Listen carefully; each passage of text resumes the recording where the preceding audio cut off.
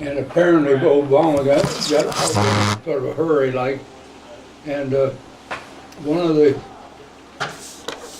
members of that group said something to the press to the fact that, that Obama bolted from the meeting.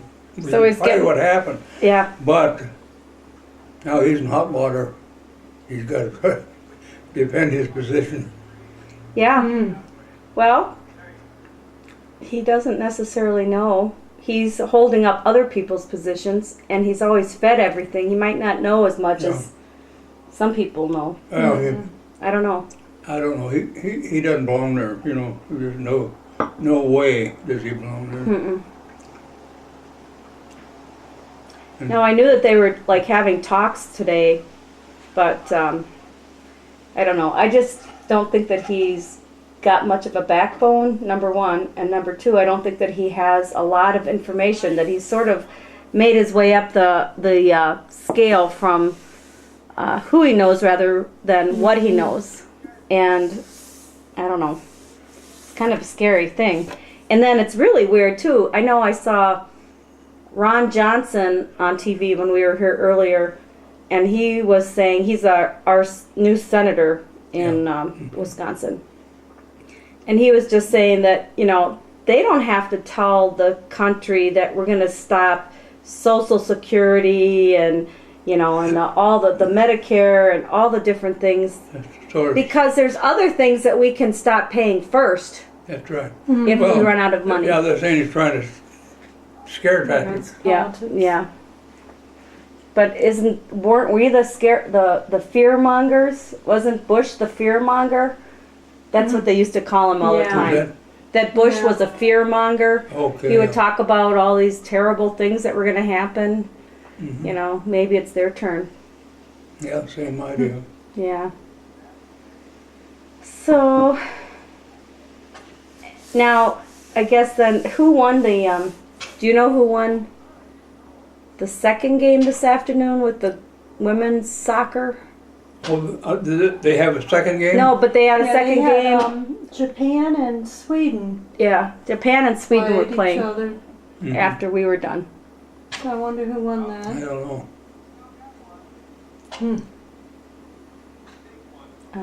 Muriel got a phone call today while we were watching the game from her friend that lives in South Korea. Oh. So just to say hi and to see how things were going. Is they're on a visit or? She is, I think her freshman year she stayed in Wasaki or someplace way up north of us. Sophomore year she came to our school. So sophomore and junior year she was with us, or like Muriel's group. And next year she's switching families, but she will be in the United States for all of her high school. Oh. And her mother's a school teacher of some sort, or, you know, and her dad has some position in the government that's really high up. So, They're Koreans. Yeah, South Korean, yep. When I was at Creighton, in ROTC, he was a year behind me, John Cole, and we got to be pretty friendly. And one of his meetings, you know, he had a good head on his shoulder. One of the meetings, I'll go back, the head of the ROTC at Creighton, that was his serial number was 986, 3 letters. He was a West Pointer. His dad was a West Pointer. His dad's dad was an original West Pointer. And he was very military, like talking all the time. But I like him. He put a lot of good philosophy as far as the war is concerned in my. Anyway, he had some meeting going on, and John Cole got his attention to ask him something, to tell him something. So he recognized him, and Cole talked about how lax the security was in Pearl Harbor and how bad we're, and the colonel stopped and said, "I'd just like to see you after the meeting." I don't know what went on in the meeting, but when Pearl Harbor took place, John Coe was a senior at Creighton, and he quit the day after Pearl Harbor. And when the we were supporting the 100th Battalion at Casino, they had to go across a field. The whole thing is about 1,000 yards, but the water had been dammed up and overflowed. So along the outside, the water about 400 yards deep, and it went anywhere from foot to 3 foot. And underneath these water was 2 million foot mines. See, what the Germans did, they took forced labor union on this, which is a violation, but Hitler didn't care about that. They planted 2 million foot mines, and then they took and blocked up and had that water come over. So, like the first night of the attack, the 1st Battalion had 30% casualties, foot mines. 30% of his battalion lost a foot. Ooh. And the 100th Battalion, which was the 2nd Battalion for the 133rd, they got there and never lost anybody. They got down on their hands and knees, and I think they got three scripts there. They feel with their hands till they found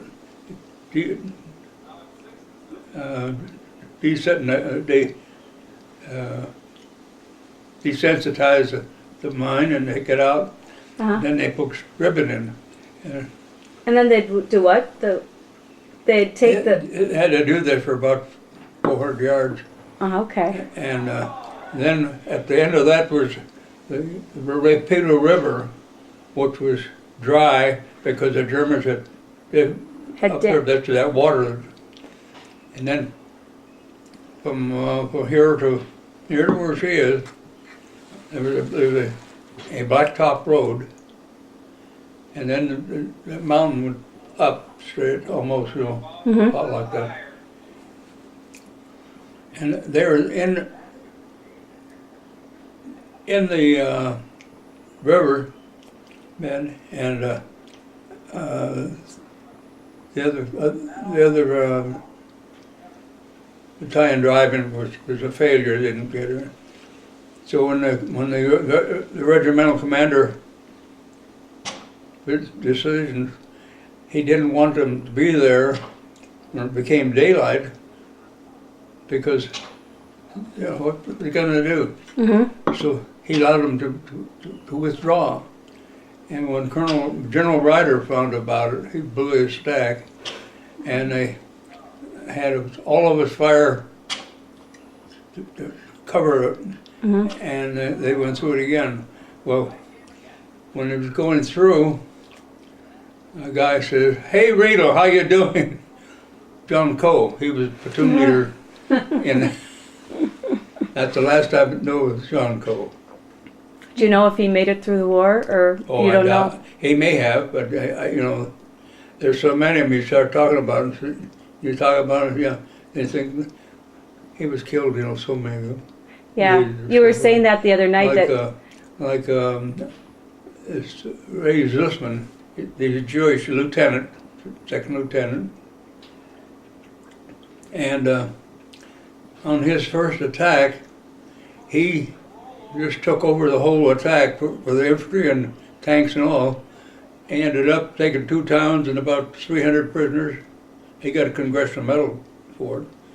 But 3 days after that, he was sitting in his tank just outside of woods, and a tree burst, killed him. So when you say a tree burst, then what happens? The shell hit up in the tree and explodes. Okay. So it's even worse than the other because the other it's just it goes on the ground. Here you get a bigger Okay. area. Okay. But So it's a little bit closer, and then the shrapnel and all the explosives Yeah, are yeah. closer. Wow. yeah, You went through a lot of different times in your life, Daddy. mm-hmm. Compared to us, Yeah. you know, I still remember the Vietnam War protests and that kind of stuff, but, you know, none of my kids have gone to war. My husband, Dave actually said, I think that he had to sign up for the draft, but he knew that they weren't drafting at the time, you know, so Yeah. it was right before me, really, because he's only 2 years older. Yeah. So, very different life then. Yeah. That's like at our high school, like, not at our high school, but one of the high schools that we play at occasionally in the UP. I noticed on all of their class pictures, now, not all of them have the big class pictures where everybody's picture is there, Mm-hmm. but they had little, like, I think they were yellow stars or something like that, and those Oh. were the people that died. Okay. So from the time, so you'd go and all of a sudden you'd see a star on their picture, and that was somebody in that graduating class that died during the war. And then you'd go to the next class and you'd see more, and then you'd see more, you know, and then you'd start to see less and less. And it's really sad to see how it affected so many different families when you realize, That's right, you know, like with Grandma Riedel, she had you in the war. Everybody except for Uncle yeah. Bill, because he was at home. Well, he wasn't at home. He was in school. He had And that tubercular growth in his neck, and they wouldn't take him. What was that? Like a Tuberculosis. Okay. He had it. I think I got it from milk that we got from the Butchkas, because we used to get milk from them, and they didn't have it pasteurized. Okay. That's where it came. But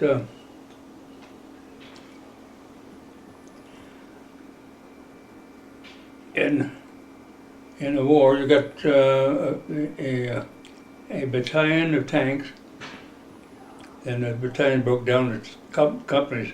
So I had, in my company, I had 19 tanks, 4 lieutenants, myself, and 717 tankers. At on the 27th of January, 45.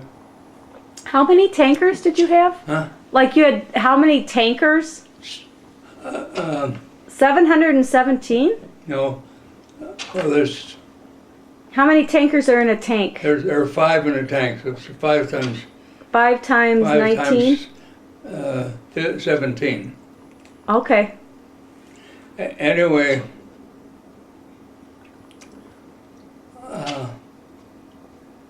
on the 27th of January, I had 1 lieutenant versus 4 that was supposed to have.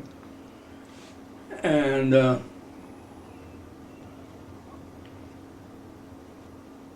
3 tanks. And that's when they took me out of the line, and my first sergeant, and I did some, but most of it was done by Sergeant Noose and Oscar Long. You've met Oscar Long, I think. I think I did. But he died early, quite early. But anyway, Oscar Long. That's your cup there. And in 2 days, we were reorganized, and I had two platoon companies instead of a 3 platoon company. We went back in the service. And when we went back in the service, those tanks were made up to about 2/5 of them were infantrymen who hadn't seen a tank in their life hardly, except because they went to buy them or something. Mm-hmm.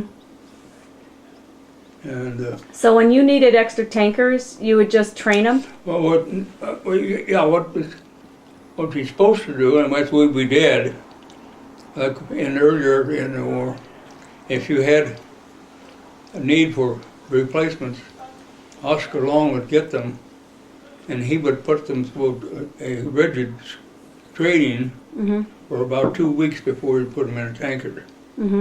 So these guys that came in, let's say two out of every tank was an infantryman, and they learned real fast. They learned in a couple of days what if they were taken in ROTs or in Fort Knox, it would be.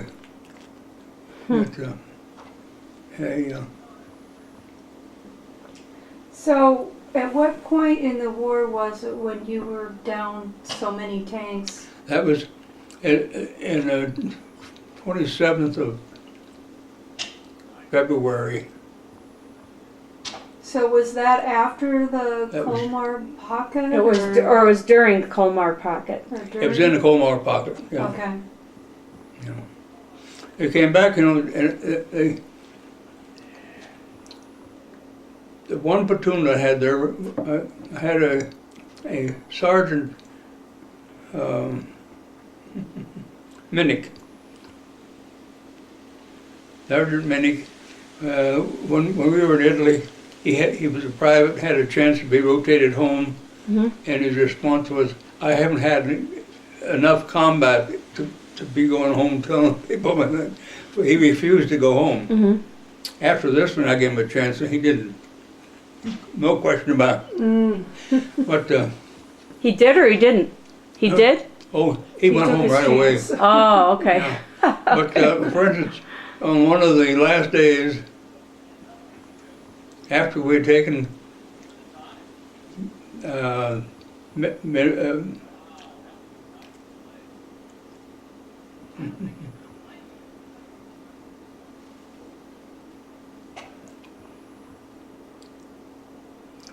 Benware. After we had taken Benware,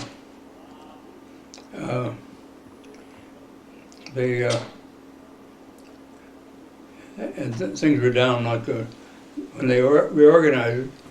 Minnick led that platoon because I didn't have any officers, no officers to put in, and the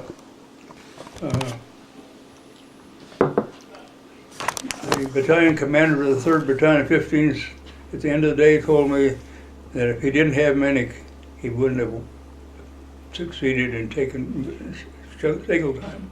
Do you know where Minnick was from? I'm wondering, where is he from? Did he ever come to any reunions? Or? He's from Florida. Yeah, he's a wilder. Anyway, Whatever that means. well, he didn't just take it easy. He went all out. If you go to a party, he was. Oh, for like when he came to reunions? Did he come to He never reunions? came to a reunion, and I could have had him one. I talked to him on the phone a lot of the time, but he would start down the street in Ziegelheim, and the Germans would and shooting, and then all of a sudden those Germans would start shooting at him, but they're shooting bazookas at him. Bazooka just like a tank gun. You know, you hit your tank, you got a hole in it. And anyway, he did this all day. There were 201 empty Panzerfaust. The Panzerfaust, we called them toilet plungers. They had a shaft about the longest, a little longer than a toilet plunger, and then it had this bore head on it, on the end of it there, which is looked like a toilet plunger. And you fire that, and that hit the tank and put it out of business. Well, they fired at him 256 tank during that day and didn't get him. How did he? Wow. He was just. We know it because when it was all over and they picked him up. They fired him and then they just dropped that shaft to the ground. So they could go along and just pick all that up. Normally, if they were successful, they'd have taken those and they go back in the ordnance and put them back into activity. Okay. But anyway,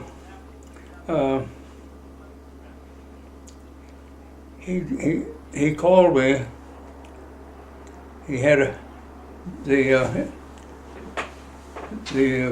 battalion commander told him to go get his tank and come back and settle down near the headquarters, and they'd guard his tank and he could get a good night's sleep. So he went and got his tank, and he was turning it around to come back toward the battalion, and he got into a deep bomb crater, turned his tank over. So when he called me, I told him, well, you get your personal things out of there and stay at the battalion. We'll get another tank out and take care of that. Well, when he went back to say he turned the tank over, so he came back to the headquarters, and he was sitting there now. I had one of the drivers, I'll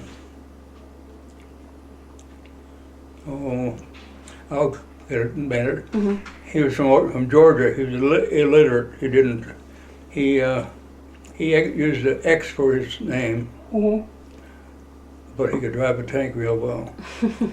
But one of the procedures they had was an order that at the end of each day, the soldier will take his boots off, rub his feet, get them dry and get the circulation going good, and then take the pair of socks that he had on his stomach on and put the ones he took off there. The body kept drying them out. And if they followed that, they had no foot problem. Well, what's his name didn't follow it. Minnick, or was it Minnick that didn't? No, or the the driver? Driver. The driver from Georgia. Anyway, one of the lieutenants of the battalion looked over and he had his boot off and his feet were black. And so, of course, right away they evacuated him to the hospital. He got out of the hospital in the middle of July, after the war was over.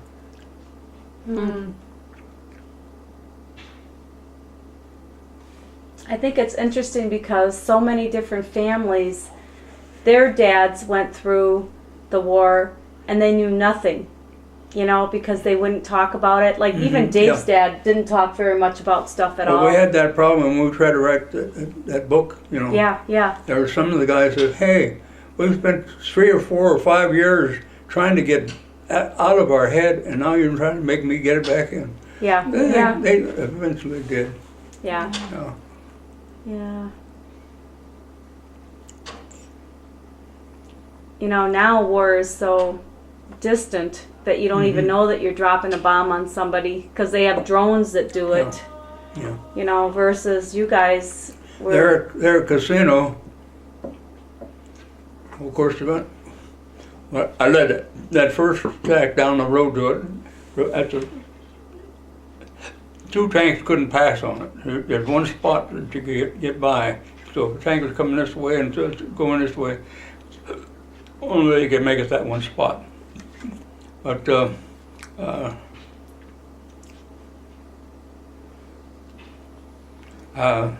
so when I led this tank attack, I had 9 B Company tanks, and there were some C Company tanks in the riverbed. It was dry, so they were just about 5 foot lower than I was. And I would go along the road, just started off, and we didn't see anybody. They'd going along, find nobody, and nobody. And suddenly, I sensed something along the side of the tank, and I looked out there, and there was some German percussion grenades were popping out of this hole. Well, it looked like the rest of everything, So I was going to turn my gun to fire it. I couldn't because I didn't have room. The barrel of my gun was hitting the Was hitting trees or box, something? the place. So Okay. I had the guy that told him back up, and I backed up and fired my first. I had an HE in the gun, so the first AC is what? high explosive. Okay. So I fired that into it, and of course that didn't go into a bunker. And they thought they had it. Boy, there's a whole lot of those black grenades that are coming out of there and so forth. So they put in a concrete piercing fuse and a tank gun shell, and it goes in and blows up. It went in and blew up, and the underwear hung out the back door, and 14 Germans came out. So then we had to backtrace ourselves because they had done such a good job of that by just staying quiet. Nothing happened. No infantry was going past them also. So I backed up. Which infantry was going past? The German infantry? No, my infantry. Oh, okay. They were coming along with the tanks. See? Okay. So anyway, so I said, don't use any high explosive because it's the infantry. Use your your tank gun Okay. shells. So we backed up and picked 150 Germans that we had passed up. We got them, and there's one. So they were in bunkers all along the way Yeah. that you had passed by. Yeah, and this one, I spotted it, and Wunderlich fired one shell into it, and then he fired one more, and the first shell, it took the camouflage off of the steel turret. They'd dig a hole, or blow a hole, dynamite, and they'd set a steel turret in there. These are all steel turrets, made up so that two people could be in there and live in there. So we fired. That's And what. the infantryman that was near it told Wunderlich, he says, that first shell you fired, he says, that machine gun barrel went up like this, and when the next one came, it was, the infantry came out, they were wounded, but they were captured. We, on television and stuff, you see like little foxholes and people are sitting there. It's hard to imagine where there's like a real heavy-duty turret or something that's really big in there. This is a steep bank. It's solid rock, hard black rock. It's like a desert in Arizona. Didn't you say like with Casino that the Germans were there for a while before you guys got there, so they were able to really dig in? Well, here I'll give you the background on that. We landed in September at Salerno, and they started their fortification at that time. So there's September, October, November, December, because this is near almost end of January. Okay. Let's see what I'm going to say. So that's about 5 months of time that they could fortify themselves. Oh, yeah. And the soldiers didn't build those things. They had tote engineers. That's sort of funny. Tote meaning dead. Yeah, I know. Tote engineers. That's what they did. They built defenses. Tote means dead. Huh? Tote? In German. German means dead. Tote, So yeah. why do they call them dead engineers? Must have another meaning. The tote engineers. That was the name. But like you got the Smiths contractors. Well, this is a tote contractor. Okay. Okay. And they go in and they pick out the positions they wanted, dynamite the holes in there, Okay. and set these turrets in. Oh, I was going to ask something and I forgot what it was. I wanted to know, you told me, like, at one point, you were on the West Coast and there were, like, you were around San Francisco, because is that where you took off to go? No, we trained down there, Okay. Fort Ord, California. And then there was a American-Japanese group that you saw over there. It was like the same group of American-Japanese, and that they would, like, it's almost like they were using them as targets. Like, they would know that if they wanted to find out where a gun was shooting, they would have some of these guys move Oh, around. that was on an attack on casino. Okay. So that's where they came, had to go through this water to get